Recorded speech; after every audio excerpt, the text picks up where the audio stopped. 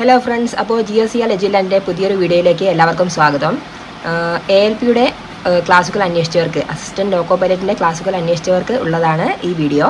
ഇതിൽ നമ്മൾ ALPയുടെ സിലബസ് വന്നിട്ടുണ്ടെന്ന് എല്ലാവർക്കും അറിയാം. പിന്നെ CBT 1ൻ്റെ സിലബസാണ് ഇവിടെ കൊടുത്തിട്ടുള്ളത്. ഇതിൽ പിന്നെ സിലബസ് ഏതൊക്കെയാണ്? Mathematics, mental ability, general science, general awareness, ഇത്രയാണ് CBT 1ൽ വരുന്നത്.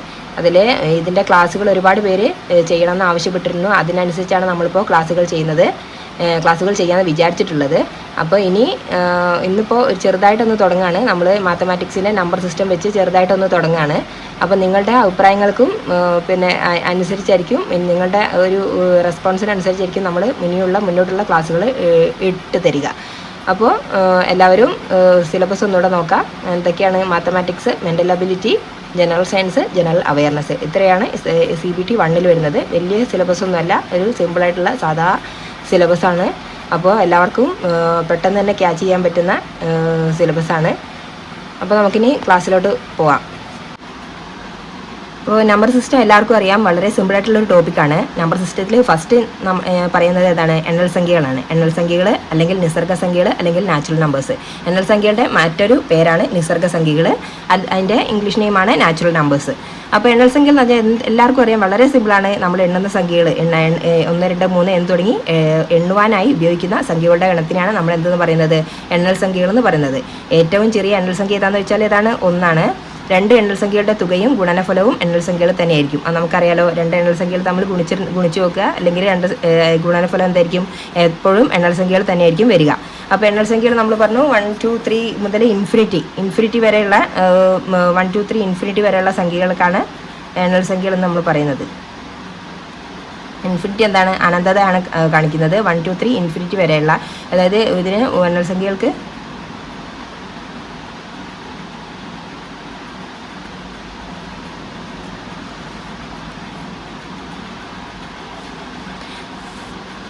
അപ്പോൾ ഫ്രണ്ട്സ്, നമ്പർ സിസ്റ്റത്തിൽ നമ്മൾ ആദ്യം പറയുന്നത് എണ്ണൽ സംഖ്യയെക്കുറിച്ചാണ്. എണ്ണൽ സംഖ്യകളുടെ മറ്റൊരു പേരാണ് നിസർഗ സംഖ്യകൾ, അല്ലെങ്കിൽ നാച്ചുറൽ നമ്പേഴ്സ് എന്നും പറയാം.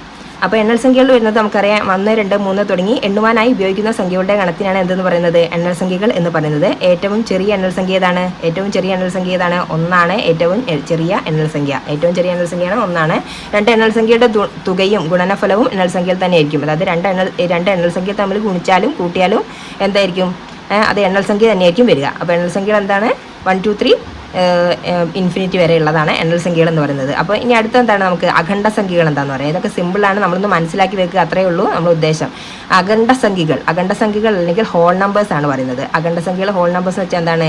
0യും 0വും എണ്ണൽ സംഖ്യകളും കൂടി ചേർന്നതാണ് അഖണ്ഡ സംഖ്യകൾ. 0വും എണ്ണൽ സംഖ്യകളും കൂടി ചേർന്നതാണ് അഖണ്ഡ സംഖ്യകൾ, അല്ലേ? 0വും എണ്ണൽ സംഖ്യകളും കൂടെ ചേർന്നിട്ടുണ്ടെങ്കിൽ എന്താണ്? അഖണ്ഡ സംഖ്യകളായി. അപ്പോൾ എണ്ണൽ സംഖ്യകൾ എന്താണെന്ന് പറഞ്ഞു, അതിൻ്റെ കൂടെ ഒരു 0 കൂടെ ചേർന്നാൽ അഖണ്ഡ സംഖ്യയായി. ഏറ്റവും ചെറിയ അഖണ്ഡ സംഖ്യ ഏതാണെന്ന് ചോദിച്ചിട്ടുണ്ടെങ്കിൽ ഏതാണ്? 0 ആണ്. അപ്പോൾ ഇതിൻ്റെ ഒരു ആപ്ലിക്കേഷൻ വരുന്നൊരു ക്വസ്റ്റ്യൻ ആണ് താഴെ പറയുന്നത്. ആദ്യത്തെ 20 അഖണ്ഡ സംഖ്യകളുടെ ഗുണനഫലം എത്ര? നമ്മൾ അഖണ്ഡ സംഖ്യകൾ എന്ന് പറയുമ്പോൾ തന്നെ നമുക്കറിയാം എന്താണ്? 0യും എണ്ണൽ സംഖ്യകളും കൂടിയ സംഖ്യകളാണ് അഖണ്ഡ സംഖ്യകൾ എന്ന് പറയുന്നത്, അല്ലേ? അപ്പോൾ തന്നെ നമുക്കറിയാം, ഇനി അതിൻ്റെ ഗുണനഫലം ചോദിച്ചിട്ടുണ്ടെങ്കിൽ ഏതൊരു സംഖ്യയും നമ്മൾ എന്താണ്? ഏതൊരു സംഖ്യയോടും ഒരു 0 ഏത് സംഖ്യയും, ഇപ്പോൾ 0 × 1 ആയിട്ട് ഏത് സംഖ്യയോടും നമ്മൾ പിന്നെ ഒരു 0 ഇൻറ്റു ചെയ്തിട്ടുണ്ടെങ്കിൽ എന്തായിരിക്കും? അതിൻ്റെ ആൻസർ എപ്പോഴും എന്തായിരിക്കും? 0 ആയിരിക്കും. അതുകൊണ്ട് നമ്മളെന്തായിരിക്കും, ഈ ക്വസ്റ്റ്യൻ കാണുമ്പോൾ തന്നെ നമുക്കറിയണം എന്താണ്? ആദ്യത്തെ 20 അഖണ്ഡ സംഖ്യയുടെ ഗുണനഫലം ചോദിക്കുമ്പോൾ തന്നെ നമുക്ക് പറയാൻ കഴിയണം അതിൻ്റെ ആൻസർ എന്തായിരിക്കും? 0 ആയിരിക്കും എന്നുള്ളത് നമുക്ക് പറയാൻ കഴിയണം. അപ്പം എല്ലാവർക്കും മനസ്സിലായില്ലേ?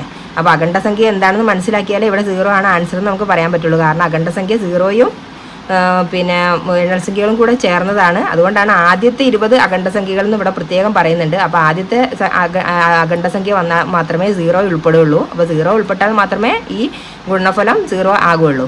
അപ്പോൾ ആദ്യത്തെ 20 അഖണ്ഡ സംഖ്യകളുടെ ഗുണനഫലം എത്രയാണെന്ന് ചോദിക്കുമ്പോൾ അത് 0 ആണ്. 0 ഇൻറ്റു ചെയ്യുന്നതുകൊണ്ട് അവിടെ 0 ആണ് ആൻസർ വരുന്നത്. ഇനി നമുക്കടുത്ത ടോപ്പിക്ക് ഇരട്ട സംഖ്യകൾ അല്ലെങ്കിൽ ഇവൻ നമ്പേഴ്സ്. എല്ലാവർക്കും അറിയാലോ, 2ന്റെ ഗുണിതമായി വരുന്ന സംഖ്യകളെയാണ് എന്തെന്ന് പറയുന്നത്? ഇരട്ട സംഖ്യകൾ. 2ന്റെ ഗുണിതം നമുക്കറിയില്ലേ? 1 2 2 2 2 4 3 2 6 4 2 8 2 10 തന്നെ. 2ന്റെ ഗുണിതമായി വരുന്ന സംഖ്യകളെയാണ് ഇരട്ട സംഖ്യകൾ എന്ന് പറയുന്നത്. ഒരു എണ്ണൽ സംഖ്യയെ 2 കൊണ്ട് നിശേഷം ഹരിക്കാൻ കഴിയുമെങ്കിൽ ആ സംഖ്യയാണ് ഇരട്ട സംഖ്യ. ഇത് രണ്ടും ഒരേ ഡെഫിനിഷനാണ്, 2 രീതിയിൽ പറഞ്ഞേ ഉള്ളൂ. ഒന്ന് 2ന്റെ ഗുണിതമായി വരുന്നത്, അല്ലെങ്കിൽ ഒരു എണ്ണൽ സംഖ്യയെ 2 കൊണ്ട് നിശേഷം ഹരിക്കുക, അതായത് 2 കൊണ്ട് ഹരിച്ചിട്ടുണ്ടെങ്കിൽ 0 കിട്ടിയാൽ ആ സംഖ്യയെ നമ്മൾ ഇരട്ട സംഖ്യ എന്ന് പറയും. ഇനി 2 ഇരട്ട സംഖ്യകളുടെ തുകയും ഗുണനഫലവും ഒരു ഇരട്ട സംഖ്യ ആയിരിക്കും. നമ്മൾ എണ്ണൽ സംഖ്യയുടെ കാര്യം പറഞ്ഞല്ലോ, ഗുണനഫലവും തുകയും എണ്ണൽ സംഖ്യ തന്നെയായിരിക്കും എന്ന് പറഞ്ഞില്ല. അതുപോലെ തന്നെ 2 ഇരട്ട സംഖ്യകളുടെ തുകയും ഗുണനഫലവും ഇരട്ട സംഖ്യ തന്നെയായിരിക്കും എന്നാണ് ഇവിടെ പറയുന്നത്. അപ്പോൾ ഇരട്ട സംഖ്യയെ സൂചിപ്പിക്കാൻ വേണ്ടി നമുക്കൊരു ഫോർമുല ഉപയോഗിക്കാം. 2n എന്ന് പറഞ്ഞിട്ട് നമുക്ക് ഒരു ഫോർമുല ഉപയോഗിക്കാം. അതായത് നാച്ചുറൽ നമ്പേഴ്സിന് നമ്മൾ n എന്ന് എടുക്കുകയാണെങ്കിൽ ഈ n belongs to natural number എന്നാണ് ഇവിടെ പറയുന്നത്. അപ്പോൾ 2n ആണ് എടുക്കുന്നതെങ്കിൽ ഇരട്ട സംഖ്യ 2n എന്നുള്ള ഫോർമുല വഴി നമുക്ക് ഇരട്ട സംഖ്യകളെ ഡിനോട്ട് ചെയ്യാൻ പറ്റും. 2 × 1 2, 2 × 2 4, അപ്പോൾ 2 4 6 8 അങ്ങനെ വരും. അപ്പോൾ അതിനെ ഡിനോട്ട് ചെയ്യാൻ ഉപയോഗിക്കുന്ന ഒരു ഫോർമുലയാണ് 2n. വെറുതെ ഒന്നും മനസ്സിലാക്കാൻ വേണ്ടി എഴുതിയെന്നേ ഉള്ളൂ. ഇനി അടുത്ത എന്താണ്? ഒറ്റ സംഖ്യകളാണ്. ഒറ്റ സംഖ്യകൾ അല്ലെങ്കിൽ ഓഡ് നമ്പേഴ്സ്.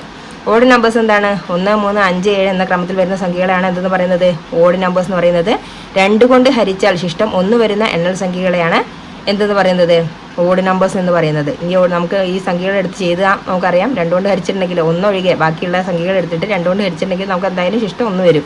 ഓഡ് നമ്പേഴ്സ് മനസ്സിലായില്ലേ? അടുത്തടുത്ത ഒറ്റ സംഖ്യകൾ തമ്മിലുള്ള വ്യത്യാസം എന്താണ്? അടുത്തടുത്ത ഓഡ് നമ്പേഴ്സ് തമ്മിലുള്ള വ്യത്യാസം 2 ആയിരിക്കും. 2 ഒറ്റ സംഖ്യകളുടെ തുക ഒരു ഇരട്ട സംഖ്യയും എന്നാൽ ഗുണനഫലം ഒരു ഒറ്റ സംഖ്യയുമായിരിക്കും. 2 ഒറ്റ സംഖ്യകൾ തമ്മിൽ കൂട്ടിയിട്ടുണ്ടെങ്കിൽ ഒരു ഇരട്ട സംഖ്യയാണ് ആൻസർ വരിക, എന്നാൽ ഗുണനഫലം ഒരു ഒറ്റ സംഖ്യയുമായിരിക്കും. അത് ഒന്ന് നോട്ട് ചെയ്യാം കേട്ടോ. അപ്പോൾ ഒറ്റ സംഖ്യകളെ നമ്മൾ കാണിക്കാൻ വേണ്ടിയിട്ട് ഉപയോഗിക്കുന്ന ഒരു ഫോർമുലയാണ് 2n+1. 2n+1 അതായത് n belongs to natural number. 2n+1 എന്ന് വെച്ചിട്ട് നമുക്ക് ഡിനോട്ട് ചെയ്യാൻ പറ്റും. 1 ഒഴികെ ബാക്കിയുള്ളത് 2n+1 ചെയ്ത് നോക്കിയിട്ടുണ്ടെങ്കിൽ നമുക്ക് ഈ ഈവൻ ഒറ്റ സംഖ്യകളെ നമ്മൾ ഡിനോട്ട് ചെയ്യാൻ ഉപയോഗിക്കുന്ന ഫോർമുലയാണ് 2n+1. 2n+1 എന്ന ഫോർമുല ഉപയോഗിച്ച് ചെയ്തിട്ടുണ്ടെങ്കിൽ നമുക്ക് ഒറ്റ സംഖ്യകൾ കിട്ടുന്നതാണ്. അപ്പോൾ n എന്താണ്? നാച്ചുറൽ നമ്പറാണ് കേട്ടോ. അഭാജ്യ സംഖ്യകൾ വളരെ ഇമ്പോർട്ടൻ്റ് ആയിട്ടുള്ള ഒരു ടോപ്പിക്കാണ്. എന്ത്? അഭാജ്യ സംഖ്യകൾ എപ്പോഴും ചോദിക്കാറുള്ളതാണ്. ഇമ്പോർട്ടൻ്റ് ആയിട്ടുള്ള ഇപ്പോൾ നമ്പർ സിസ്റ്റത്തിൽ ഒരു ഇമ്പോർട്ടൻ്റ് ആയിട്ടുള്ള ഒരു ടോപ്പിക്കാണ് അഭാജ്യ സംഖ്യകൾ അല്ലെങ്കിൽ പ്രൈം നമ്പേഴ്സ് എന്ന് പറയുന്നത്. ഒരു സംഖ്യയുടെ ഘടകങ്ങൾ 1 ആ സംഖ്യയും മാത്രം വന്നാൽ അത് ഒരു അഭാജ്യ സംഖ്യയാണ്. ഒരു സംഖ്യയുടെ ഘടകങ്ങൾ 1 ആ സംഖ്യയും മാത്രം വന്നാൽ അതൊരു അഭാജ്യ സംഖ്യയാണ്. അപ്പോൾ നമ്മളൊരു സംഖ്യ എടുക്കുക. അപ്പോൾ 2 എടുക്കുക. 2ൻ്റെ ഘടകം എന്താണ്? 2നെ നമുക്ക് കീറി മുറിക്കാൻ പറ്റില്ല. 2നെ വേറൊരു ഘടകങ്ങളുമായി എഴുതാൻ പറ്റില്ല. 1 × 2 ഇങ്ങനെ മാത്രമേ നമുക്ക് 2നെ എഴുതാൻ പറ്റുള്ളൂ. അതായത് ആ സംഖ്യയുടെ ഘടകങ്ങൾ 2ഉം 1ഉം മാത്രമാണ്.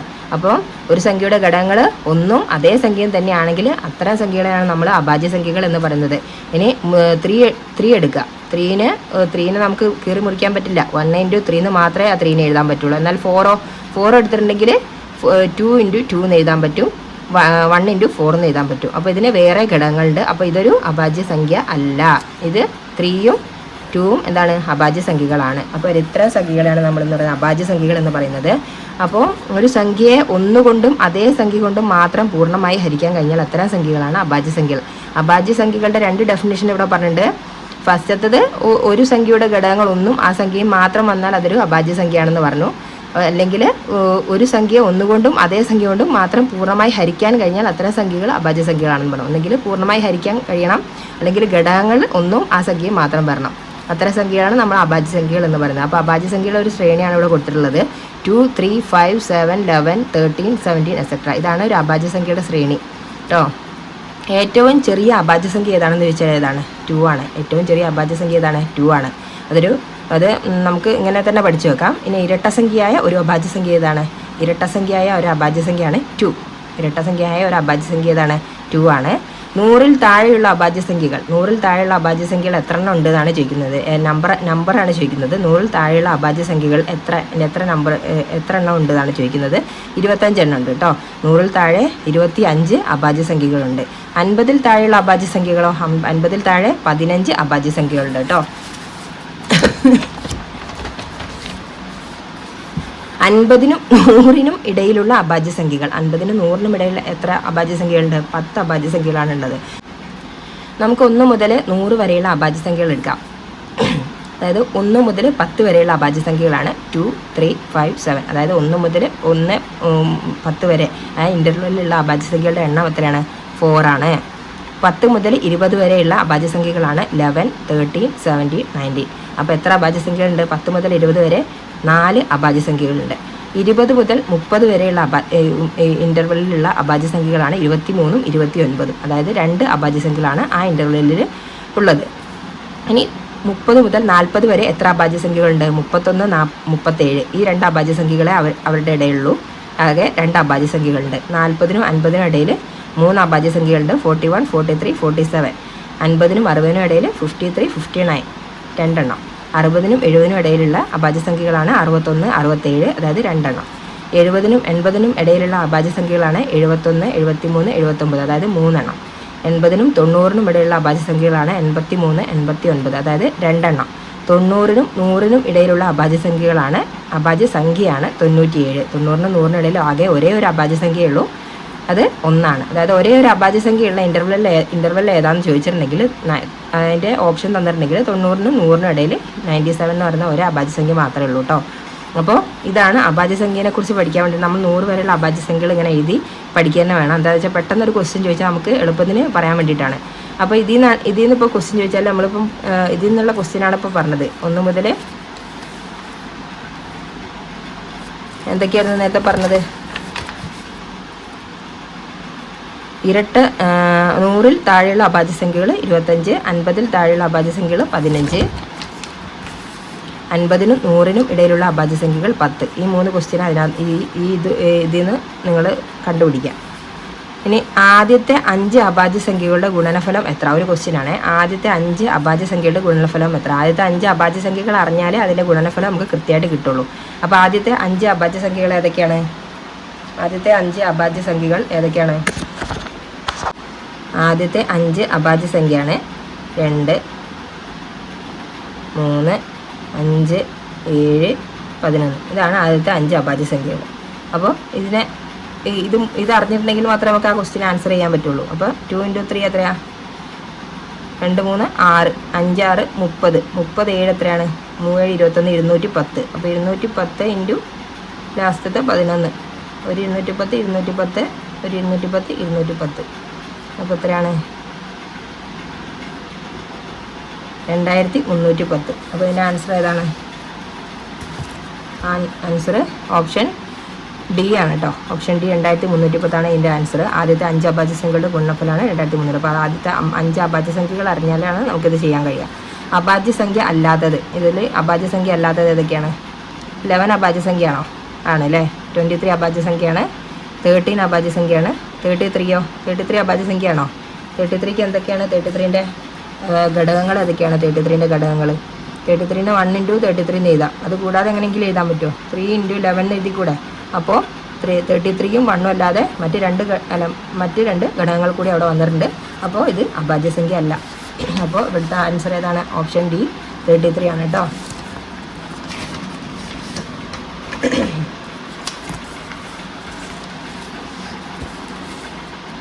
ഇനി 96നെ അഭാജ്യ ഘടകങ്ങളാക്കി എഴുതുക. 96നെ അഭാജ്യ ഘടകങ്ങളാക്കി എഴുതാൻ പറഞ്ഞിട്ടുണ്ട്. ഇത് നമുക്ക് എങ്ങനെ ചെയ്യാം? അഭാജ്യ ഘടകങ്ങളാക്കി എഴുതാൻ നിങ്ങൾക്കറിയാമോ?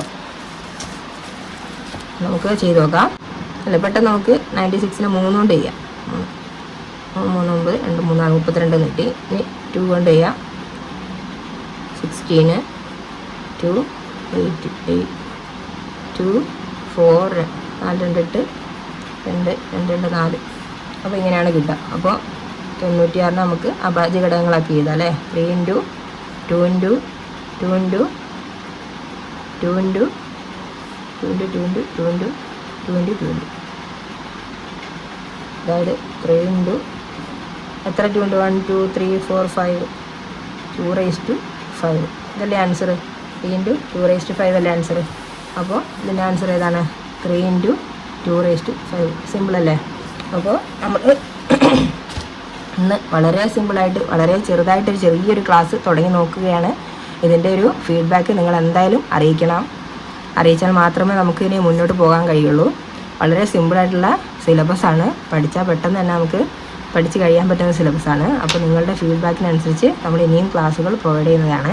നിങ്ങൾക്ക് GSCR എഡ്യുലാൻഡ് എന്ന ചാനൽ സബ്സ്ക്രൈബ് ചെയ്യാം, ലൈക്ക് ചെയ്യാം, ഷെയർ ചെയ്യാം.